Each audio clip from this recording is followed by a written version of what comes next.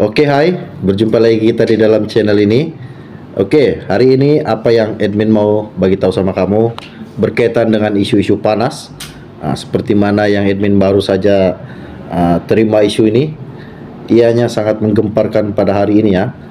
Jadi sebelum admin lanjutkan cerita ini untuk mengungsikan cerita ini kepada Anda semua, admin minta tolong admin tekan butang subscribe, tekan juga pada butang lonceng supaya Anda sentiasa mendapat berita terkini, perkembangan terkini di dalam channel ini. Jadi terima kasih kepada yang telah lama mengikuti channel ini. Bagi yang baru saja melihat channel ini, jangan malu, jangan segan, tekan butang subscribe. Terima kasih. Oke, hari ini apa yang ingin admin kongsikan kepada Anda, isu-isu panas. Admin tidak akan lupakan rakyat. Admin tidak akan lupakan, juga akan kongsikan kepada Anda. Isu ini sangat menggemparkan pada hari ini berkaitan dengan TYT Sabah yang baru diketahui petang ini. Apakah keputusan TYT? Siapakah TYT Sabah? Spekulasi sama ada yang di Pertua Negeri Sabah, Tun Johar Mahiruddin, akan digantikan atau kekal bakal diketahui selepas yang di Pertuan Agung mengurniakan watika surat cara pelantikan di Istana Negara petang ini. Difahamkan beberapa nama yang tersenarai sebagai bakal pengganti jawatan Ketua Negeri Sabah itu jika Tun Johar 65 yang memegang jawatan itu sejak 1 Januari 2011 tidak menyambung perkhidmatannya bagi penggal keempat. Antara nama yang disebut-sebut yang berpotensi menggantikan Tun Johar ialah bekas Ketua Menteri Sabah Tan Sri Musa Aman dan bekas yang di Pertua Dewan Rakyat Tan Sri Pandikar Amin Mulia. Turut berkemungkinan dilantik ialah seorang lagi bekas Ketua Menteri Sabah Tan Sri Joseph Pairin Kitingan, berdasarkan perkiraan bahawa Perlembagaan Negeri Sabah tidak menyebut status agama sebagai syarat menjadi tuan yang terutama TYT yang di Pertua Negeri Sabah.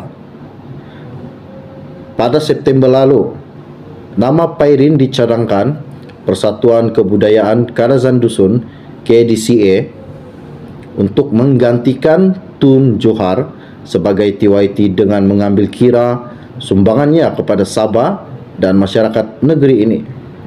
Sementara itu juga sumber berkata nama Musa yang juga pernah dispekulasikan bakal menjadi TYT pada September 2020 berada dalam senarai utama pemilihan bagi jawatan berkenaan. Apa yang dikatakannya, namanya memang berada dalam senarai tetapi tidak tahu beliau menerima atau tidak. Katanya sambil menambah, Tun Johar mungkin membuat keputusan tidak menyambung perkhidmatannya. Kemungkinan besar Tun Johar mungkin membuat keputusan tidak akan menyambungkan perkhidmatannya.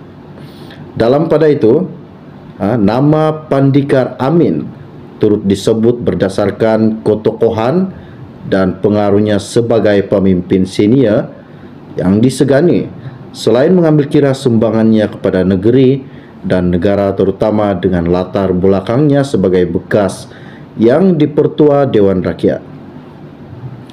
Pada masa yang sama juga, nama Tun Johar turut disebut mungkin dikekalkan sebagai TYT bagi meneruskan perkhidmatannya yang turut mencatat rekod sebagai TYT paling lama berkhidmat di Sabah.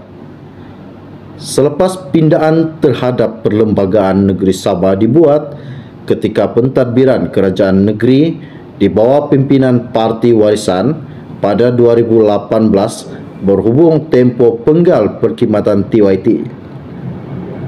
Sebelum 2018, seseorang TYT bagi negeri Sabah hanya dibolehkan berkhidmat sehingga 2 penggal atau 8 tahun Namun, dengan pindahan terhadap perlembagaan negeri, tiada lagi had tempo perkhidmatan ditetapkan lagi.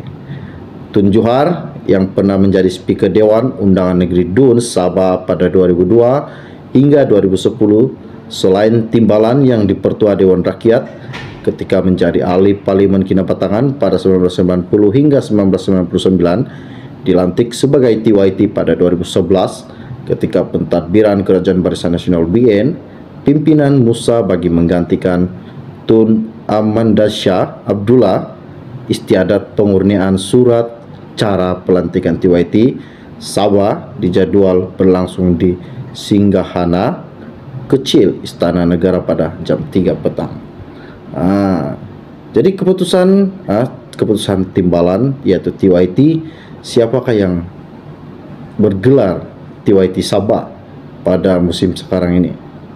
Dan nampaknya Tun Johar Mahiruddin hari ini telah pun menerima surat cara pelantikan bagi menyambung khidmatnya sebagai yang di-Pertuan Negeri Sabah bagi tempo 2 tahun daripada yang di-Pertuan Agong Al-Sultan Abdullah Riadartuddin Al-Mustafa Bilasya dari Istana Negara di sini hari ini.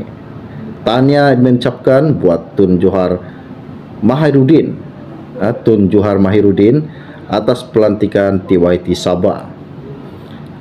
Pelantikan penggal keempat bagi Johar sebagai yang di-Pertuan Negeri Sabah itu adalah dari 1 Januari 2023 sehingga 31 Disember 2024. Sekaligus menyaksikan beliau memegang jawatan itu lebih 10 tahun sejak pelantikan pada 1 Januari 2011. Istiadat pengurnian berlangsung di Singgasana Kecil Istana Negara yang turut disaksikan Perdana Menteri kita Datuk Seri Anwar Ibrahim dan Timbalan Perdana Menteri Datuk Seri Dr. Ahmad Zahid Hamidi. Istiadat itu turut dihadiri Ketua Setiausaha Negeri Tan Sri Muhammad Zuki Ali, Ketua Polis Negara Tan Sri Achril Sani Abdullah Sani, serta yang di-Pertua Dewan Negara Tan Sri Dr. Rais Yatim. Johar 69 dilantik sebagai yang di-Pertua Negeri Sabah ke-10 pada 1 Januari 2011 bagi menggantikan Tun Ahmad Shah Abdullah. Dewan Undangan Negeri DUN Sabah pada Desember 2018 meluluskan pindaan rang Undang-Undang Perlembagaan Negeri Sabah bagi menghapuskan tempo perkhidmatan yang di-Pertua Negeri TYT Sabah yang sebelum itu dihadkan kepada 2 penggal. Johar pernah menyandang jawatan selaku Speaker DUN Sabah pada 2002 sehingga 2010 dan juga timbalan yang di-Pertua Dewan Rakyat dari 1990 sehingga 1999. Sekian saja info ringkas dari admin pada hari ini berkaitan dengan pelantikan TYT Sabah. Nampaknya keputusan ini telah pun dikeluarkan dan Johar dilantik semula sebagai TYT Sabah buat penggal yang keempat. Jadi tanya admin ucapkan kepada Tuan Johar atas pelantikan beliau sebagai TYT Sabah pada hari ini. Beliau telah pun mengangkat sumpah yang disaksikan Perdana Menteri dan Timbalan Menteri hari ini bersama dengan Agong yang di-Pertuan Agong Al-Sultan Abdullah Riadartuddin Al-Mustafa Bilasya. Jadi sebelum admin tinggalkan habiskan cerita admin pada hari ini untuk anda semua. Bagi yang baru saja melihat channel ini, jangan lupa bantu admin sokong, tekan butang subscribe dan tekan juga pada butang lonceng supaya anda senantiasa mengikuti perkembangan terkini yang akan admin kongsikan di dalam channel admin ini. Jadi setakat itu saja dari admin pada hari ini. Salam jumpa dan salam kenal buat seluruh rakyat Malaysia. Bye bye.